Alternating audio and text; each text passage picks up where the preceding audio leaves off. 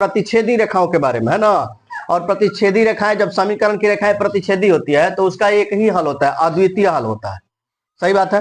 अब आप देखिए, हम अगला एक समीकरण लेंगे जिसमें आपको संपाती के लिए हम समीकरण को तैयार करेंगे या समानांतर के लिए। तो देखो समीकरण हमारा है x प्लस 2y और -4 इक्वल टू 0। एक समीकरण है x plus 2y -4 equal to 0। फिर 2x plus 4y minus 12, 2x plus 4y minus 12 equal to 0। समीकरण हमने दोनों ले लिया। अब हमें क्या करना है, इस समीकरण को हम ग्राफीय विधि से हल करने का प्रयास करेंगे। मानो ये समीकरण 1 है और ये समीकरण 2 है, तो क्या लेंगे समीकरण 1 से, समीकरण 1 से हम लेंगे, समीकरण 1 है x प्लस 2y माइनस 4 बराबर 0, यानी x प्लस 2y बराबर लिख सकते हो 4, तो x बराबर हो जाएगा 4 माइनस 2y लिखा जा सकता है ना। तो अब क्या करेंगे, हम इसका मान निकालेंगे बारी बारी से। यदि हम y का मान रखेंगे तो x का मान आ जाएगा, तो रखेंगे जब y बराबर 1 लेंगे तो x बराबर 4 माइनस 2 गुने 1, यानी कि 4 माइनस 2 बराबर 2। फिर लेंगे जब y बराबर 2 तो x बराबर हो जाएगा 4 माइनस 2 गुने 2, यानी कि 4 माइनस 4 बराबर 0 आ जाएगा। फिर जब y बराबर 0 ले लें, 3 ले लें, ठीक है, x बराबर 4 माइनस 2 गुने 3, यानी कितना हो जाएगा 4 माइनस 6 बराबर माइनस 2। इसको आप यहाँ पे बना लेंगे इसका मान लिखने के लिए, ठीक है, ताकि इसमें हम मान इसका लिख लें x और y। यहाँ पर देखो y का मान 1 आया, x का मान 1 रखे तो x का मान कितना आ गया 2 आ गया। यहाँ पे हमने y का मान 2 रखा तो x का मान कितना आ गया 0। यहाँ पे हमने y का मान 3 रखा तो x का मान कितना आ गया -2। समीकरण 1 से हमने लिया था 1 से। अब समीकरण कौन सा लेंगे 2। समीकरण 2 से हम हल करेंगे तो समीकरण 2 लिखेंगे 2x प्लस 4y और बराबर में इधर 12 ला देंगे, वो माइनस उधर है इधर ला देंगे। फिर 2x बराबर हम लिखेंगे 4y, 12 minus 4y, 12 minus 4y, तो x बराबर हो जाएगा 12 माइनस 4y और बाटा में 2। अब फिर बारी बारी से हम x का मान निकालने के लिए y का मान रखेंगे, लिखेंगे जब y बराबर 2 या 1 कुछ भी लिख सकते हो 2, तो x बराबर होगा 12 माइनस 4 गुणे 2 बटा 2, यानी कि 12 माइनस 8 बटा 2, तो हो जाएगा बाबू 4 बटा में 2, यानी कि 2 दूनी 4 होगा ना। फिर जब y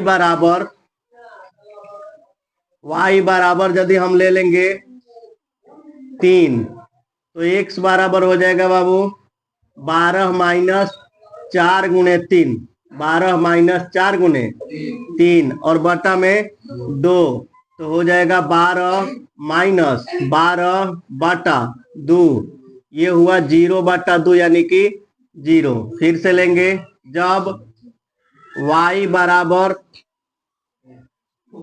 1 ले लेते हैं तो x बराबर हो जाएगा 12 माइनस 4 गुणे 1 और बटा में 2, तो 12 माइनस 4 और बटा 2 यानी कि 8 बटा 2, 4 दूनी 8। अब इसका भी हम बना लेंगे, इसमें लिख देंगे x और y का मान जितना भी है, x और y। देखो अब x का मान पहले हमने क्या लिया है, y का मान लिया है 2, तो x कितना आ गया है 2 आ गया है। हमने y का मान लिया है 3, तो x का मान कितना आ गया 0, y का मान रखा 1, तो x का मान कितना आ गया 4 आ गया। बोलो इतनी बात समझ में आ गई, सबको निकालने आ जाएगा ना। अब हम खींचेंगे इसका ग्राफ। क्या करेंगे?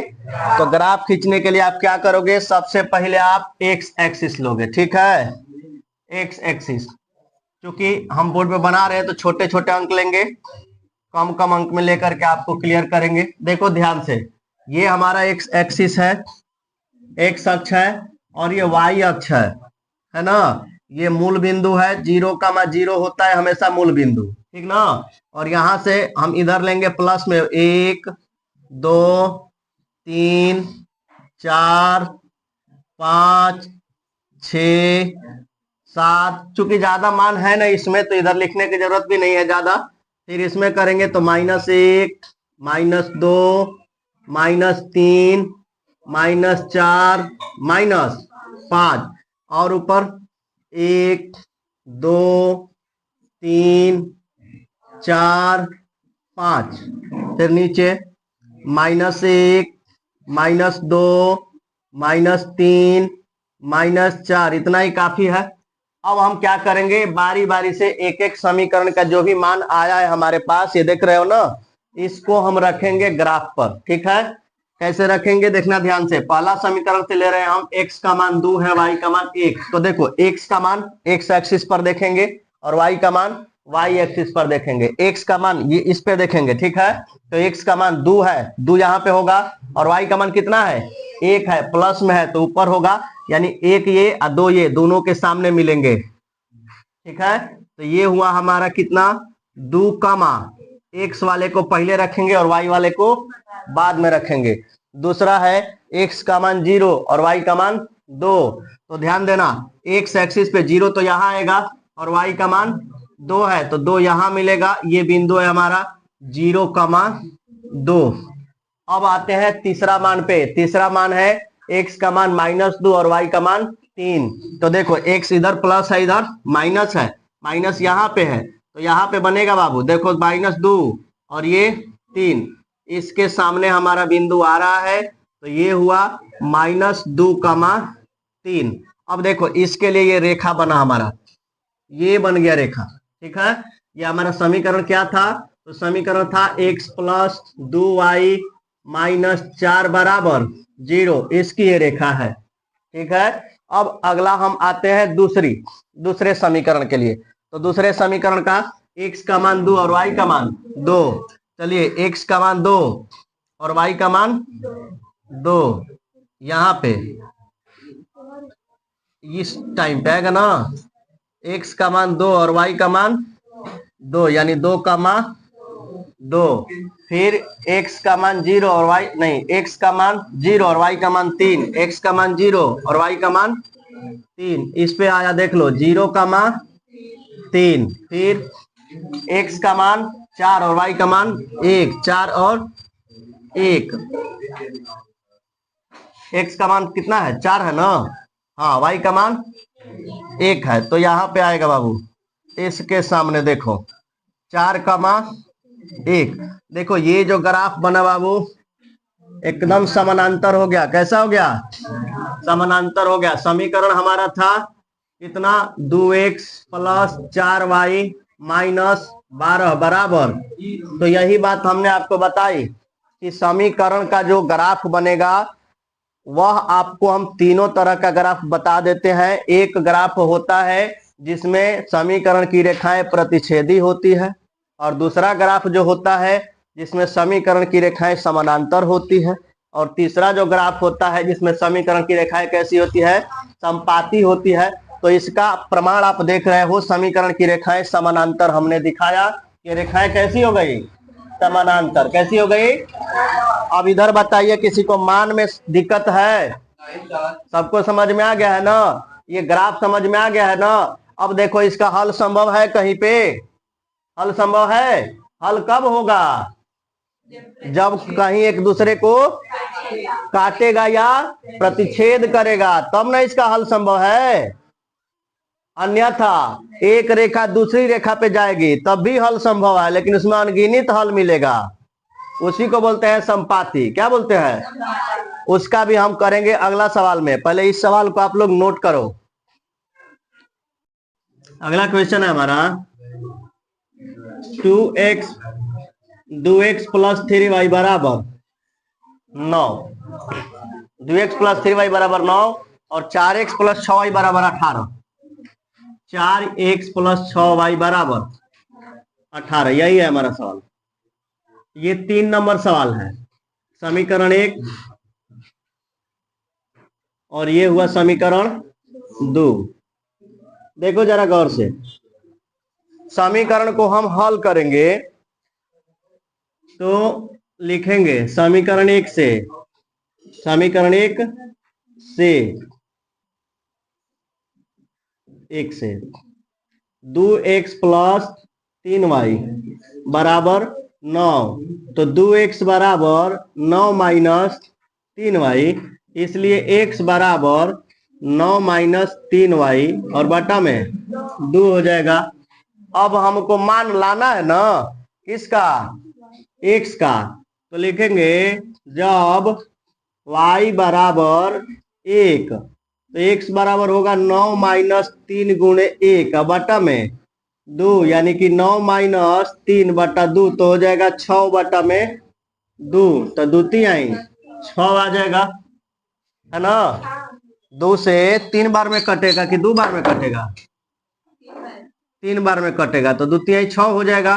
फिर जब y बराबर ले लेते हैं हम 2, तो x बराबर हो जाएगा 9 माइनस 3 गुणे 2 और बटा 2, यानी कि 9 माइनस 6 बटा में 2, तो हो जाएगा 3 बटा 2। इसका आंसर होगा 1 बटा 1.5, है ना, 1.5, 3 बटा 2 यानी 1.5 लिख सकते हैं। हम 2 ही यदि मान निकाले तो भी हमारा आंसर हो सकता है, या इससे ज्यादा भी निकाल सकते हैं, हमको जरूरत पड़ेगी तो निकाल लेंगे। देखिए x और y, x का मान आया है 3, यदि हमने y का मान रखा है 1, y का मान रखा 1 तो x का मान आया 3, y का मान रखा 2 तो x का मान आ गया 1.5, यानी कि 3 बटा 2 लिख सकते हो या 1.5, 3 बटा 2 लिख दो या 1.5 लिख दो, तो ये हुआ। फिर यदि हम निकालें, जब y का मान कुछ और रख दें, y बराबर रख देते हैं 0, तो x बराबर हमारा हो जाएगा 9 माइनस 3 गुणे 0 और बटा 2, यानी कि 9 बटा में 2, तो ये हो जाएगा 9 बटा 2। इसको हम कह सकते हैं 4.5 और 0, है ना। तो ये समीकरण 1 जो पहला समीकरण था। अब समीकरण 2 की हम बात करें, समीकरण 2 से, समीकरण 2 से हम हल करेंगे तो देखो समीकरण 2 क्या है, 4x प्लस 6y बराबर 18, 4x प्लस 6y बराबर 18, इसमें रखेंगे 4x बराबर 18 माइनस 6y, तो x बराबर 18 माइनस 6y और बटा 4 रखते हैं। जब y बराबर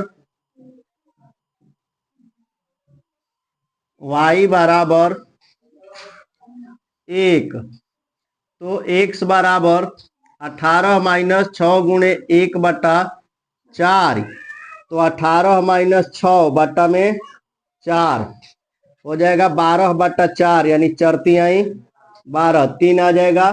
फिर जब y बराबर हम ले लेते हैं 2 ले लें, तो x बराबर होगा बाबू 18 माइनस 6y, 6 गुणे 2 और बटा में हो जाएगा 4, तो होगा 18 माइनस 12 बटा 4, तो ये हो जाएगा 18 में से 12 घटा 6 बटा 4, 2 तिहाई 6, 2 दूनी 4, ये भी हो गया 3 बटा 2। उसके बाद फिर जब y बराबर हम ले लेते हैं 0, क्या लेंगे 0, तो x बराबर हो जाएगा 18 माइनस 6 गुणे 0 और बटा में हो जाएगा 4, यानी कि 18 बटा में 4, कटाएंगे 2 9 18, 2 दूनी 4, तो ये भी हो गया 9 बटा 4, इसके लिए भी हम रखेंगे मान। अच्छा 9/2 होगा, तो इसके लिए भी मान रख देंगे हम। देखो x और y, इसमें जो पहला समीकरण दूसरा समीकरण से आया है, y का मान हमने रखा 1, तो x का मान मिला 3। फिर y का मान रखा हमने 2, तो x का मान मिला 3/2, जिसको हम लिख सकते हैं 1.5। फिर y का मान रखा हमने 0, तो x का मान है 9/2, जिसको हम रख सकते हैं 4.5। अब हमारा ग्राफ बनेगा, तो ग्राफ कैसा बनेगा देखते जाइए। ये x एक्सिस है और ये y एक्सिस है, थोड़ा टेढ़ा हो रहा है, तो ये y एक्सिस है। अब ध्यान देना यहाँ पे x एक्सिस और y एक्सिस, ये है 0,0, ये 1 और ये है 2, 3, 4, 5, और इधर भी होगा -1, -2, -3, -4 और -5। ऊपर में +1, 2, 3, 4, 5, -1, -2, -3, -4। अब मान रखना है इस पे आपको, आसानी से आप मान रखिए एक एक समीकरण को लेकर के। पहला समीकरण ये है हमारा, तो पहला समीकरण में x का मान कितना है, प्लस में 3 और y का मान 1 है, 3, 1, ये हमारा बना 3,1। दूसरा है 2,3/2, तो बाबू x का मान 1.5 है और y का मान 2 है, y का मान 2 है, x का मान यहाँ आधा पे आएगा। ध्यान देना ये 1 और 2 के बीच में आ रहा है ना, तो ये होगा हमारा 3/2, ठीक है। फिर y का मान 0 और x का मान 9/2, 0 और 9/2 का मतलब कि यहाँ पे आएगा बिंदु, ये होगा 4 से ज्यादा यानी 4.5, 4.5, तो हो जाएगा 9/2। x का मान है 9/2, सॉरी यहाँ पे देखते हैं हम, ये y पर रख दिए, ये 0 है और यहाँ पे आएगा देखो 9/2, ये हुआ हमारा x का मान, और x का मान 9/2 और y का मान 0। समीकरण 1 से बना हमारा ये ग्राफ। समीकरण 1 था हमारा 2x + 3y = 9। अब देखो इसी प्रकार से हम समीकरण 2 का मान लिखेंगे, तो देखते जाना ध्यान से। समीकरण 2 के लिए है y 1 और x 3, y है 1 और x है 3, देखो सेम टू सेम यही आ रहा है 3,1। फिर दूसरा y2 और x का मान 3/2, y2 है यहाँ पे और x का मान 3/2, ये हुआ। फिर तीसरा में y का मान 0 और x का मान 9/2, तो y का मान 0 और x का मान 9/2, तो देखो बाबू फिर से यही हमारा ग्राफ पे आएगा लाइन, यानी कि दोनों लाइन इसी पे आ रही है, इसीलिए इसको बोलते हैं संपाती। क्या बोलते हैं, संपाती। तो यहाँ पर आप समझ गए होंगे कि इस समीकरण का भी इसी पे रेखा है, 4x + 6y = 18। तो देख सकते हैं हमने 3 सवाल का उदाहरण दिया आपको। पहला जो सवाल था प्रतिच्छेदी रेखाओं के लिए, दूसरा था समानांतर रेखाओं के लिए, और तीसरा है संपाती रेखाओं के लिए, ठीक है। हाँ तो देखो बाबू, ये सवाल जो है प्रश्नावली 3.1 का पहला सवाल, तो अभी हमने आपको जो ग्राफीय बताया ना, ग्राफीय विधि से हल करने के लिए, जिसमें आपको हम 3 सवाल बताएं, एक में प्रतिच्छेदी था, दूसरा में समानांतर था और तीसरा में संपाती था। तो उसी तरीका से अब प्रश्नावली जो है 3.1, उसमें 3 सवाल दिया हुआ है और तीनों सवाल जो है तीनों पर आधारित है, प्रतिच्छेदी, समानांतर और संपाती। तो इसी तरीका से अभी सवाल को समझते हैं। आफ्ताब अपनी पुत्री से कहता है, कौन है आफ्ताब, क्या कहता है अपनी पुत्री से, 7 वर्ष पूर्व मैं तुमसे 7 गुनी आयु का था। अब देखो, कभी भी ऐसा सवाल कीजिएगा तो इसमें 2 प्रकार की चीजें आपको मिलेंगी, 2 प्रकार की, यानी कि 2 वस्तुओं की चर्चा होगी, 2 व्यक्तियों की चर्चा होगी, या 2 किसी पदार्थ की चर्चा होगी। ठीक है, तो आपको ध्यान रखना है कि 2 चरवल रैखिक समीकरण में 2 चीजों की चर्चा होती है, दोनों में से एक को x मानते हैं और एक को y मानते हैं। आधा सवाल तो यहां पे सॉल्व हो जाएगा। उसके आगे समझते हैं कि 7 वर्ष पूर्व मैं तुमसे 7 गुनी आयु का था, अब से 7 वर्ष बाद मैं तुमसे केवल 3 गुनी आयु का रह जाऊंगा। इस स्थिति को बीजगणितीय एवं ग्राफीय रूप में व्यक्त करना है। तो हम बीजगणितीय रूप में व्यक्त कर रहे हैं, आप लोग ग्राफीय रूप में बना करके घर से लाइएगा। तो चलिए देखते हैं, लिखेंगे सबसे पहले माना कि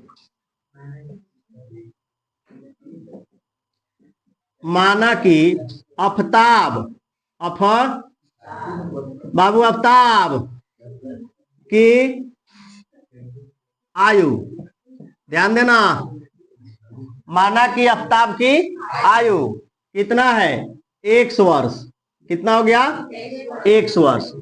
पुत्री की आयु भी ले लेते हैं, पुत्री की आयु, एक एक बात को समझते जाना, बराबर y वर्ष। अब देखो ध्यान से, हमने x वर्ष और y वर्ष ले लिया। अब एक एक कंसेप्ट को समझो। जब कह रहा है कि 7 वर्ष पूर्व कहेगा तो अपनी आयु को घटा लेना है ना, और बाद कहेगा या पश्चात कहेगा तो अपनी आयु को बढ़ा देना। तो यदि मान लो तुम अभी 100 वर्ष के हो तो 7 वर्ष पूर्व कह रहा है, मतलब 7 वर्ष कम हो जाओगे, है ना। तो ध्यान दो यहां पे कि 7 वर्ष पूर्व आफ्ताब की आयु कितना हो जाएगी बाबू, x माइनस 7, ये x माइनस 7 वर्ष हो गया। समझ रहे हो बात को। फिर 7 वर्ष पूर्व किसकी आयु, पुत्री की आयु, 7 वर्ष पूर्व पुत्री की आयु बराबर हो जाएगा y माइनस, क्योंकि पुत्री भी तो 7 वर्ष घट जाएगी। अब आते हैं क्वेश्चन पे, फिर से कह रहा है कि 7 वर्ष पूर्व मैं तुमसे 7 गुनी आयु का था। वह 7 गुनी आयु का था कौन, आफ्ताब। कौन था, आफ्ताब। मतलब ये आफ्ताब जो है ना 7 गुना आयु का था अपनी पुत्री का। तो अब प्रश्नानुसार हम लिखेंगे इसको, प्रश्नानुसार क्या हो जाएगा, आफ्ताब x माइनस 7 वर्ष पहले इसकी पुत्री का, अपनी पुत्री का 7 गुना था, तो पुत्री को बराबर करने के लिए इसको करना पड़ेगा। ठीक है, अब इसको हम सॉल्व कर लेते हैं। तो क्या हो जाएगा, x माइनस 7 बराबर 7y माइनस 7 49 हो जाएगा। फिर x माइनस 7y बराबर आ जाएगा माइनस 49 और प्लस 7, तो x माइनस 7y बराबर आ जाएगा कितना, माइनस 42।